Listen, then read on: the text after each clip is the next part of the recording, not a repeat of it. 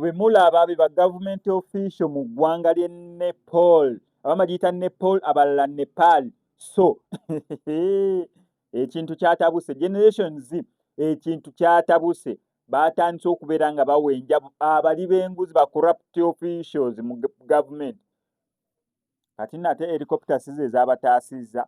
Kati awo nedda sigenda gereza mu ggwanga lya Uganda. Kwa mbadde ngenda gamba kati awo kubamu akafaananyi nga ono yali ku nnyonyi. Mwana wattu rescue yabadde ya nnyonyi, era we bati babasibye busibi ku miguwa abamu, abalala ne babateeka mu kibbando ne baba abaana nga beekalakaasa okwekalakasa. Generation Z, Gen Z gwatakitegeera oba Generation Z be baana omugigi oguzaaliddwa wakati wa 2000, okitegeera 2000 abaana abo bazibu mukko, bakambwe mukko, bazibu mukko, buli kimu kyabwe. So mu Nepal oba Nepal we batyo basobodde okubeera nga bataasa ba government officials mu ngeri etabadde nnyangu olw'ensonga abaana abadde bataamye nga walaba wano ekyali e Kenya.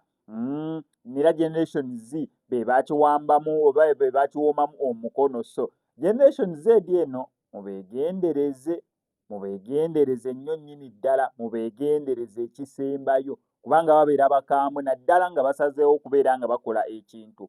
Olaba obutambi obwo ba government official, ba minister, simanya prime minister, ba MP w'egundi nga bakugiddeyo mu nnyonyi.